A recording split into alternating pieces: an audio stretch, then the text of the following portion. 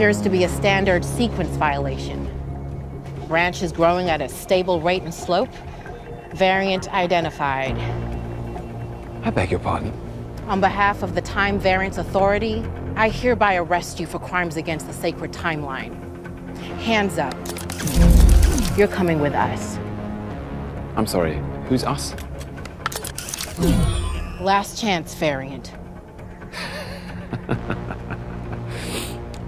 It's been a very long day, and I think I've had my fill of idiots in armored suits telling me what to do, so if you don't mind, this is actually your last chance. Now get out of my way. What's going on, everyone? Telly Television back in the house. Today we're going to be talking Loki Episode 1 on DisneyPlus. But before we get into that, I want to thank everyone for stopping by, subscribing, commenting, liking, sharing, all that beautiful YouTube stuff. For those of you who have been tuning in since day one, thank you so much for sticking by and watching our channel grow together. Yes, our channel. For any new subscribers coming in, future subscribers coming in, people who are going to watch this in 10, 20 years, hit that subscribe button. I don't care. Hit it below, and it will help grow our channel. That's right, our channel here on Telly Television. We're trying to make our community grow. I'm going to link all my social media links down below, my Facebook, my Instagram. I'm going to link my bonfire account down below. When you buy a t-shirt from Telly Television, it goes to things like investing into the channel, helping my editor get together with me, and this and that. Only through you guys and us working together can we go straight to the moon, baby! But Loki Episode 1. I'm not gonna lie, I was waiting for a while for this show, obviously, like everybody, but waiting with anticipation, like most people, because Loki was such a classic character throughout the Marvel movies that I was a little worried about how this was gonna play out, especially with the end of Endgame, where they go in the past. They mess up that time mission, and Loki gets the Tesseract and then disappears at the end of 2002. At the end of the first Avengers movie, that's where this picks up. When they're getting ready to hand him over to Thor, Thor is going to take the Tesseract and Loki back home. But we're not dealing with that Loki anymore. That Loki is dead. They made sure to let us know that that Loki is no longer in existence. He's done. This Loki is still off of the heels of trying to take over the Earth, and hasn't really grown yet into his the character that we knew him to become. That died as Odin's son. That was given acceptance finally from Odin himself before Odin died in Ragnarok. But I'm going to go through the pedigree information real quick here before I go into the rest of my thoughts here. Tom Hiddleston as Loki, the variant Loki that we're dealing with here. Owen Wilson, Mobius. I'm a big Owen Wilson fan. I like his brother Luke too, but Owen Wilson, wow. Sophie Di-Martino as Lady Loki, presumably. Wunmi Masaki as Hunter B-15. Gugu Mbatha as Raven Renslayer. I'm sorry if I'm mispronouncing any of these names. It's truly not purposeful. Tara Strong as Miss Minutes, directed by Kate Herron, written by Michael Waldron. Now it opens, like I said, in 2012 with Loki taking the Tesseract that was dropped near his feet. He transports out of there and lands in this, I believe, the Gobi Desert. in front of some locals that live out there. Now it's very reminiscent of Iron Man 1 when he escapes from the cave and lands in the desert trying to win his freedom. But unlike Iron Man, Loki doesn't get his freedom from here. He's pretty much immediately met by the T.V.A, the Time Variance Authority, which is an organization that deals with people trying to alter their timeline or destiny. Get a little bit more into them in a moment. As he was getting ready to tell the locals about he was burdened with glorious purpose, the T.V.A comes in, arrests him, takes him into the T.V.A. He soon realizes his magic doesn't work in the T.V.A. He thinks that this is just a big how do you do, basically calling it a BS operation, because who are these people to determine who's doing right and who's doing wrong. As he's waiting online to be seen before his court hearing, there's this character called Miss Minutes, and she's an animated character, and she explains how the Timekeepers, after a multiversal war happened, stepped in to combine all the universes to make into one sacred time stream, and anyone trying to disrupt that will be dealt with however the TVA decides, and usually that means like death. But he kind of still not believing these things, and there's one character that came in, a standard rich kid, where he's like, my dad works for Goldman Sachs, which is a big corporation type of business, and when he was asked for his ticket, he was trying to say that the guy didn't give him a ticket, but he tried to give him a ticket, and the whole, whoa, let me get a ticket, and he just gets reset or reconned from that recon cannon thing, baton that he got hit with. And then Loki was like, oh yeah, got my ticket. You know, like he's starting to realize, oh wait a minute, what's going on here? And then he has to do the standard signing off on everything he ever said scene that we've seen in the trailer. That gets played for a couple laughs because he was like preposterous, and paper comes out and he's like, he said something else and another paper came out. He just was like, let me just shut up. He goes through this thing where the person tells him all these things, and I guess if you're a robot, you'll just burn alive or whatever. And Loki was like, well, wait a minute, what if I'm a robot and I don't know I'm a robot? And he was like, well, you're done then. I just step through. And it takes a picture of his temporal aura.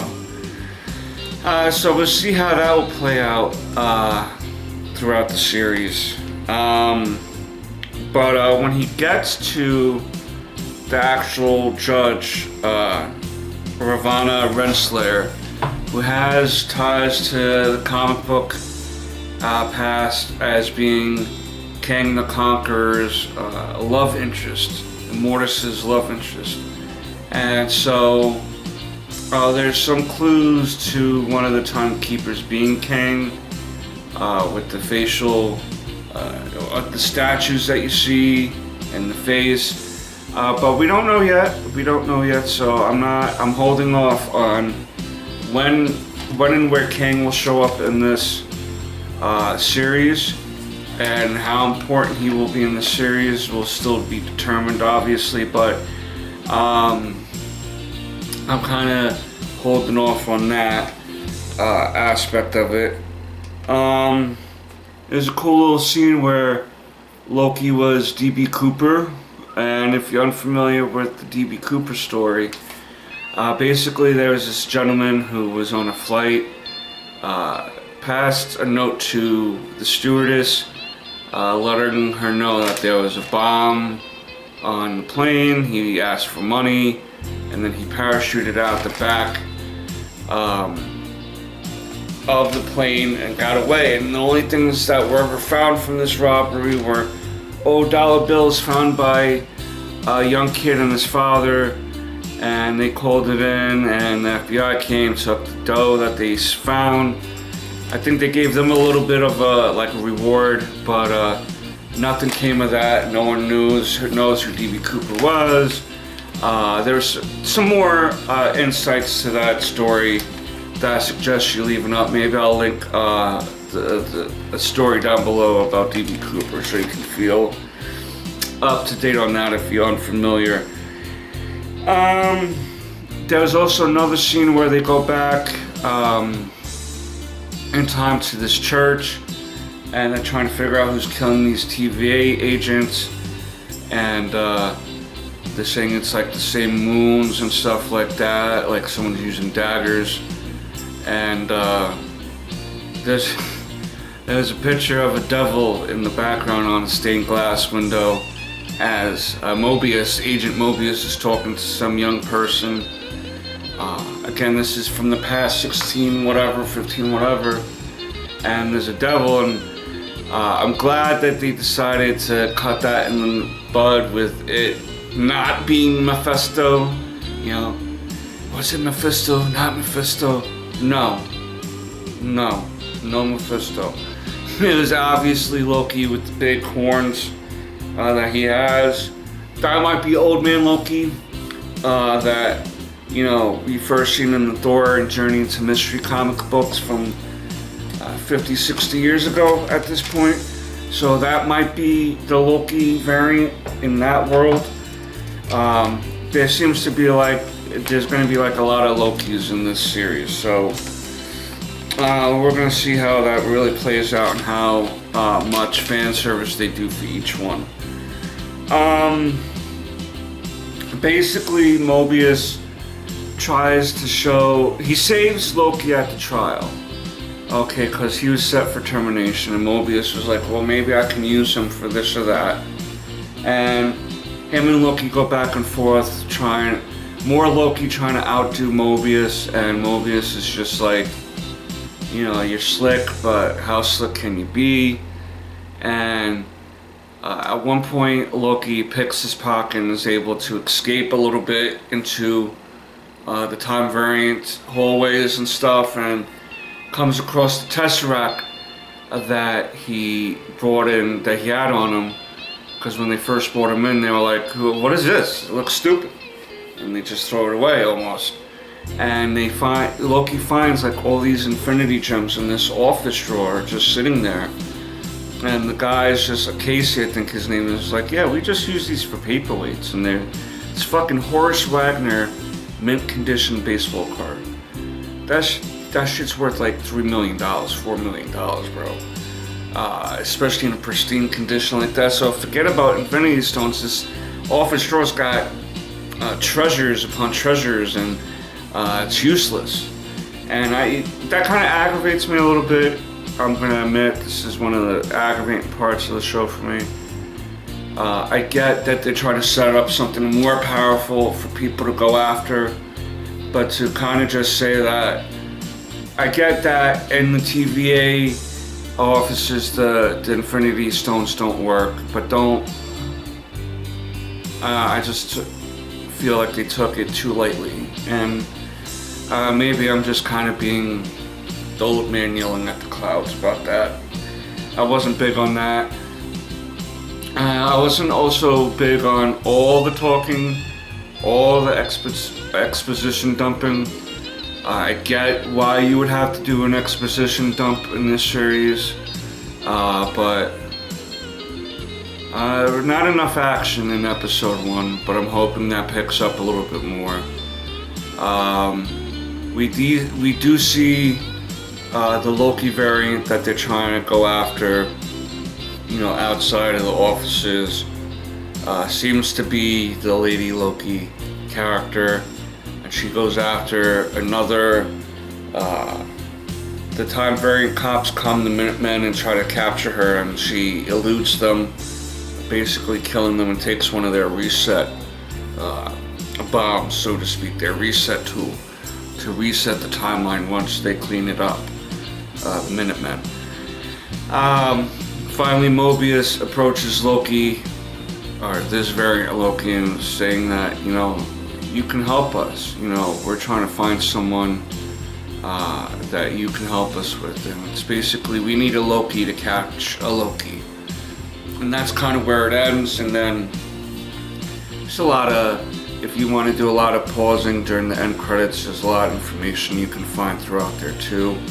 But that's the general information about episode 1, is that we're setting up a Mobius trying to show Loki what he's capable of by showing him what the Loki we knew, the things he did, helping his brother, trying to go against Thanos, really being accepted as Odinson, the son of Odin. All these things made Loki feel better and wanted to strive to be better.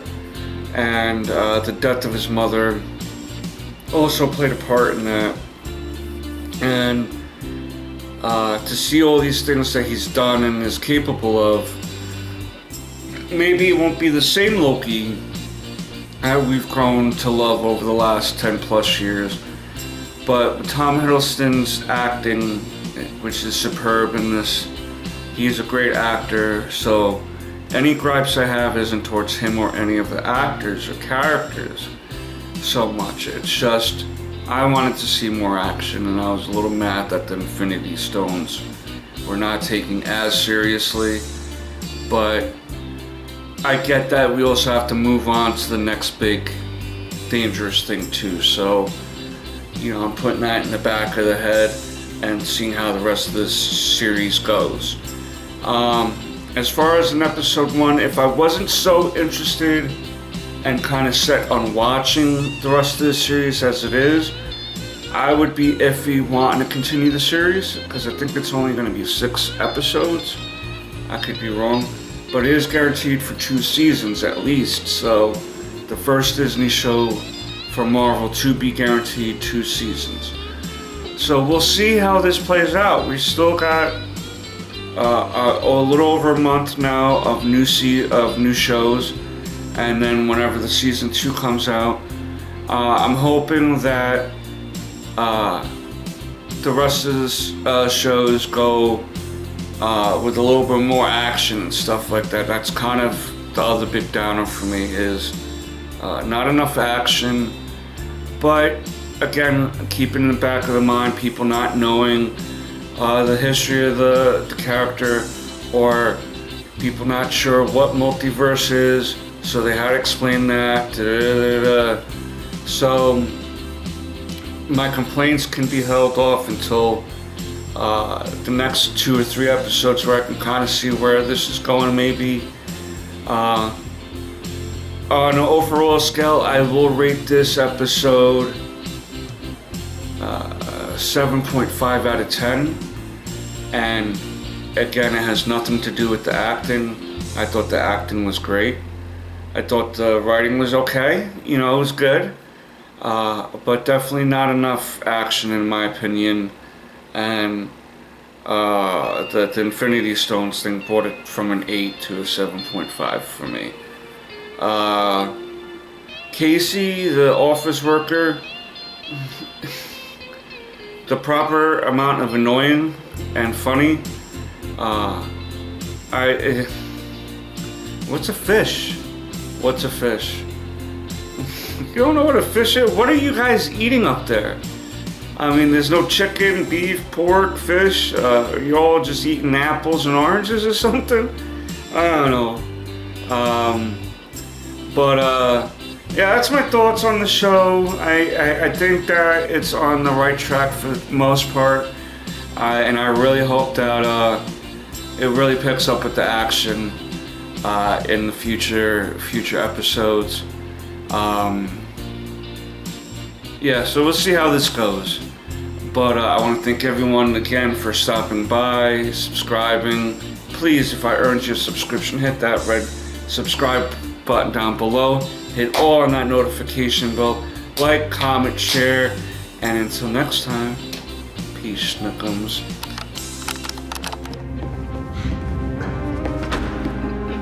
Laufeyson. Variant L1130, aka Loki Laufeyson, is charged with sequence violation 72089. How do you plead? Madam, a god doesn't plead. Look, this has been a very enjoyable pantomime, but I'd like to go home now. Are you guilty or not guilty, sir? Guilty of being the god of mischief? Yes. Guilty of finding all this incredibly tedious? Yes. Guilty of a crime against the sacred timeline? Absolutely not. You have the wrong person.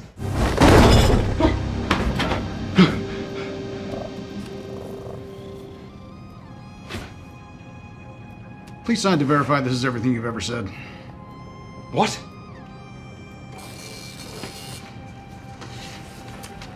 Sign this too.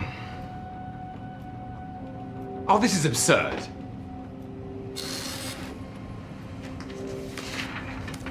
And this.